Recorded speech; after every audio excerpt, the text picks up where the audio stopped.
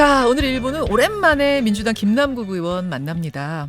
검찰이 김용 전 민주연구원 부원장 기소한 지 한 달여 만에 정진상 민주당 대표 전 정무조정실장도 기소를 했죠. 이게 지난 금요일 일입니다. 이재명 대표가 인정한 최측근 두 사람이 모두 기소가 됐기 때문에 결국 이재명 대표에 대한 조사도 시간 문제 아니냐, 이런 이야기가 나오고 있죠. 이 상황 민주당에서는 어떻게 보고 있는지, 또 어떻게 대응할 계획인지 들어보고요. 당장 눈앞에 국회 현안도 함께 짚어보겠습니다. 김남국 의원 어서 오세요. 네, 안녕하세요. 살기 좋은 도시, 살고 싶은 도시 안산 단원을 김남국입니다. 여전히 그 속에는 네.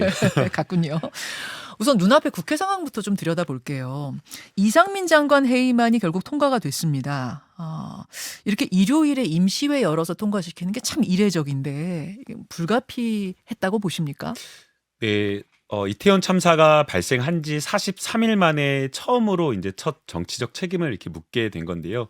우선은 안타까운 것은 이러한 어떤 참사가 발생했는데도 불구하고 어느 누구도 정부 측에서 제대로 된 사과나 책임을 지는 사람이 없었다라는 점에서 좀 안타깝다라는 말씀을 꼭 드리고 싶습니다. 결국에는 정부에서 먼저 누군가 사의를 표명하거나 사퇴를 하거나 이러한 어떤 책임을 지는 모습이 있었어야 됐는데 그러한 것이 없다 보니까 결국에는 국회 차원에서 해임 건의안을 통과시킬 수밖에 없었던 상황이었던 것 같습니다. 어제 국민의힘에서 상당히 격한 반응이 나왔는데 반면에 대통령실에서는 무반응이었어요. 일요일에 항상 있던 그 브리핑도 어제 안 했고, 그건 어떤 이유라고 보세요? 의도적으로 대통령실에서는 무시하고 여당이 대신 싸워주는 어떤 그런 모양새인데요. 어제 끝나고 난 그 여당의 모습을 보게 되면 더 처참한 모습이 아닌가라는 생각이 들 정도였는데요. 그게 무슨 지금 보면은 네. 윤핵관이라고 보이죠. 장제원 의원 같은 경우는 아예 국조 자체 합의를 해주지 않는 게 좋겠다. 왜 합의해줬었느냐, 뭐 이런 네, 이런 SNS 식의 올렸죠. 이야기를 하고 또 권성동 의원 같은 경우에는 세월호 사건과 관련되어서 연관되어 지으면서 이게 횡령이나 배임으로 가서는 안 된다라는 황당한, 정말 황당무계한 망언에 가까운 이야기를 쏟아내서 지금 이 정부의 그리고 집권 여당의 모습이 이 이태원 참사와 관련된 책임을 진상규명을 제대로 하겠다라는 그 의지보다는 오히려 측근, 대통령과 그 측근을 비호하는 그런 모습을 보이고 있어서 너무나 좀 처참한 생각이 들었습니다. 그 대통령이 해임 건의안 수용할 것 같지 않은 분위기죠, 지금.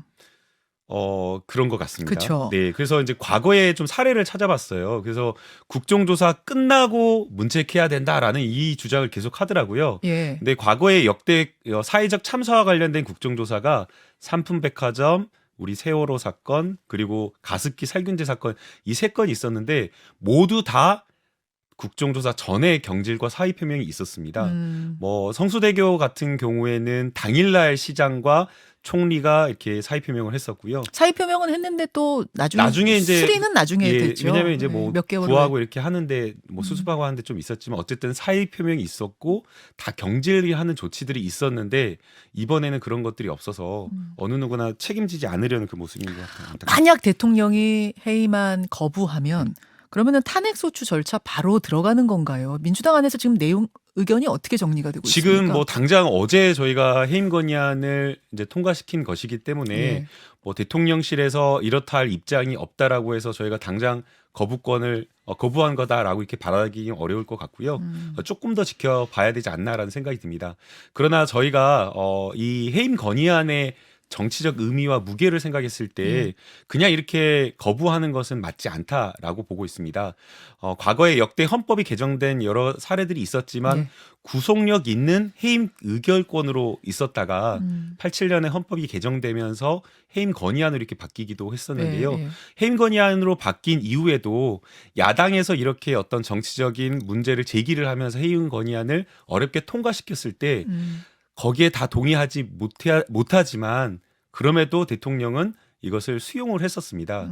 그 이유는 이게 형식상으로는 국무위원이나 장관에 대한 해임 건의지만 대통령에 대한 잘못된 여러 가지 정치적 책임을 묻는 견제하는 어떤 수단이었기 때문에 국민의 의사와 국민의 뜻과 국회를 존중한다는 차원에서 다 수용을 했었거든요. 그래서 이번에도 역시 대통령이 어떻게 판단할지는 모르겠지만 숙고하는 시간을 거쳐서 저는 수용해야 된다라고 보고 있습니다. 좀 더 무겁게 받아들여 달라. 네. 그런 지금 주문이신 것 같아요.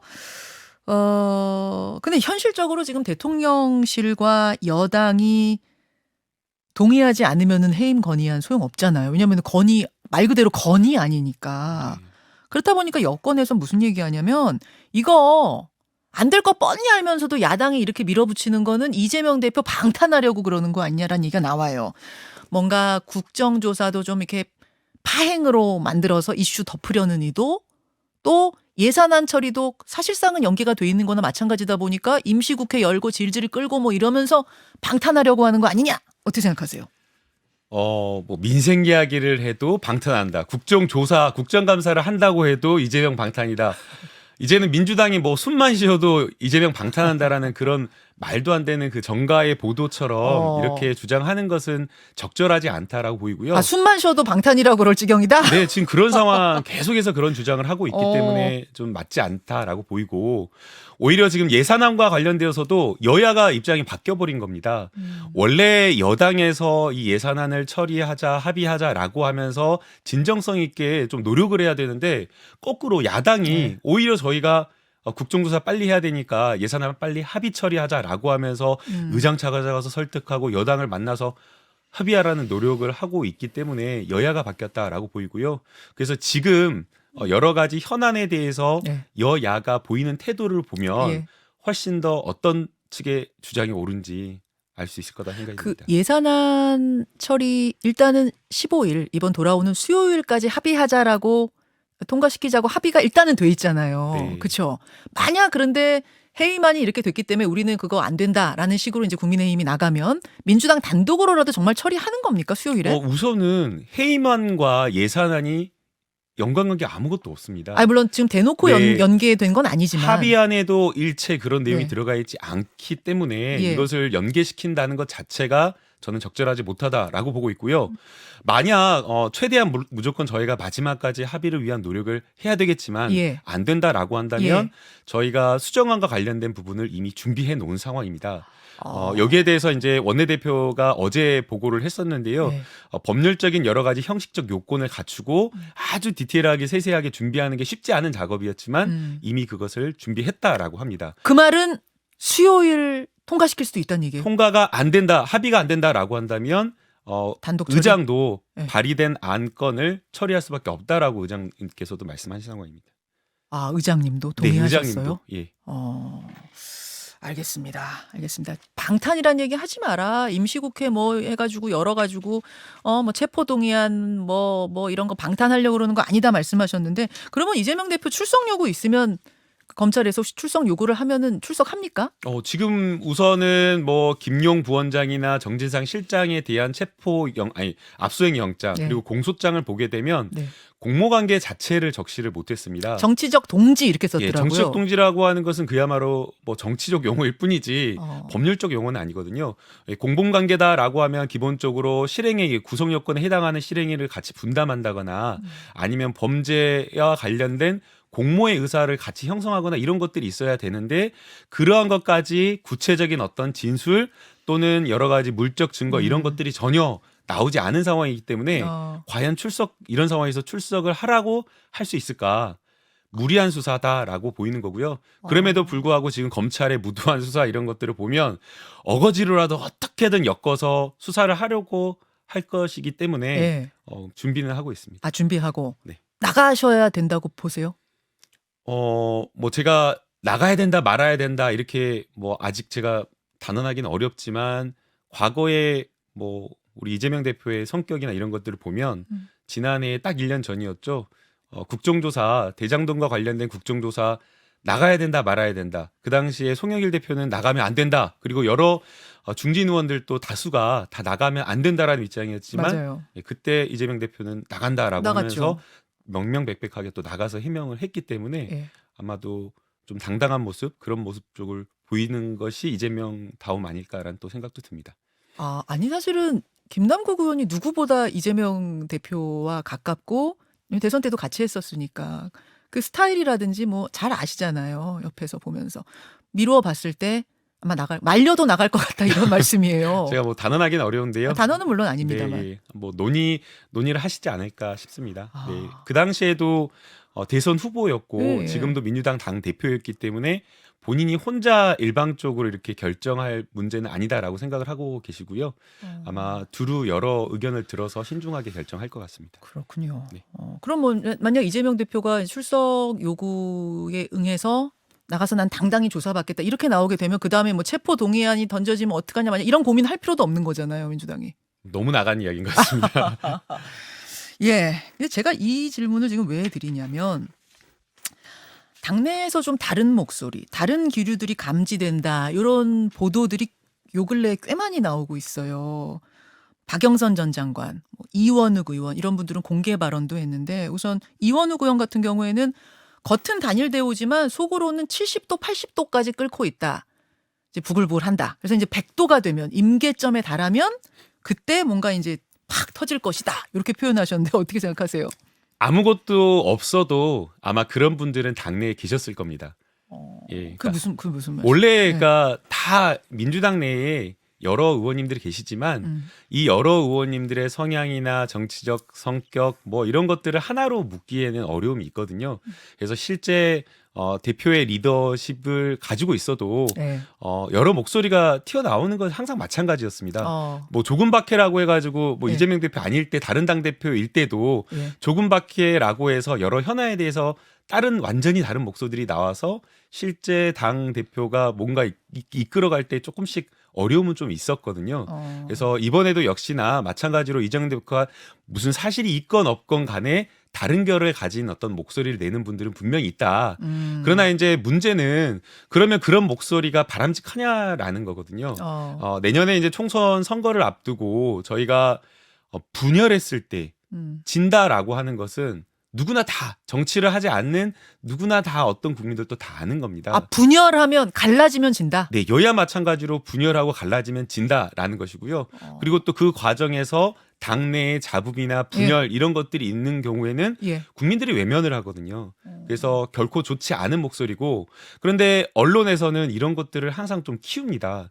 그래서 실제 보게 되면 사실이 아닌 것들도 많이 나오거든요. 근데 김영진 의원 이재명 대표 떠난 게 아닌데 예. 떠났다고 막 기사가 나오는 거예요. 안 떠나셨어요? 안 떠났습니다. 탈명 뭐 이렇게 나오는 전혀 아닙니다. 네. 그 기사를 보고 김영진 의원도 예. 되게 황당하다라는 그래요? 반응이었고요. 탈명 아니다. 네, 전혀 아니고 지난주에도 그 김영진 의원과 이재명 대표가 저녁 식사하고 같이 함께 또 조문할 때가 있어 조문도 다녀오고 아주 잘 지내고 계속 친하게 지내게 가깝게 지내는데 언론에서는 당직을 안 맡았다는 이유로 예. 없는 기사 예전에 했던 몇 개월 전에 했던 발언을 가져다가 당내 분열을 키우는 기사를 쓰고 있거든요.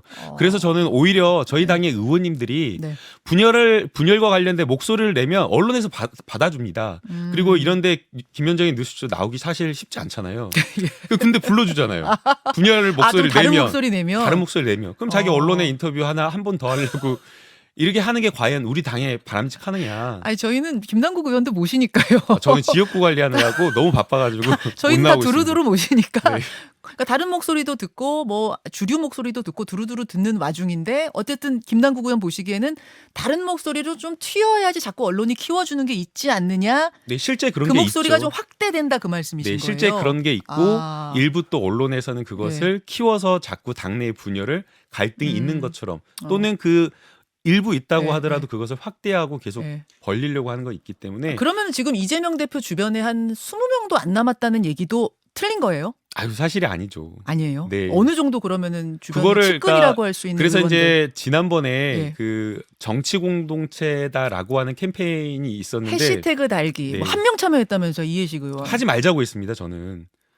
예, 왜냐하면 다 저희가 민주당을 위해서 함께 뛰는 정치적인 결사체 공동체인데 굳이 하지 않아도 되는데 하면 누구는 하고 누구는 하지 않는다라고 또 숫자를 세면서 이걸 가지고 또 분열을 하는 기사를 쓸 게 너무나 분명하기 때문에 참여하지 않는 게 좋다라고 저는 봤습니다. 아니 근데 또 다 달아 썼으면은 기사가 안 됐었을 텐데 진짜로 이해식 의원, 정청래 의원 2명밖에 없다 보니까 기사가 된 거잖아요. 아니요. 100% 그러니까 그게 30명, 뭐 70명, 80명 해도 역시 기사 나왔을 겁니다.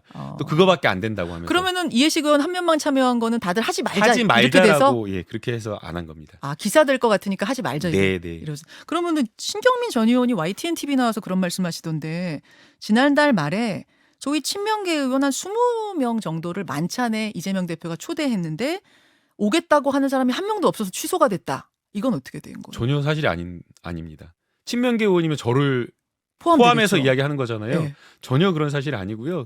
지난주에도 저녁 때 갑자기 뭐 번개하자고 해가지고 모였는데 많이 모여가지고 맛있게 맛있는 거 많이 먹었습니다. 아 그래요? 네. 아 초청 자체가 없었어요. 그럼 뭐 그런데 막 거절되고 이런 건 없었어요. 전혀 그런 거 없었습니다. 네. 이런 얘기 제가 친명계 의원인데요. 그 심혁 네, 의원이시죠. 비명계 의원님 그 비명계 의원님들 중에서도 그런 의원님들이 안 계실 거예요.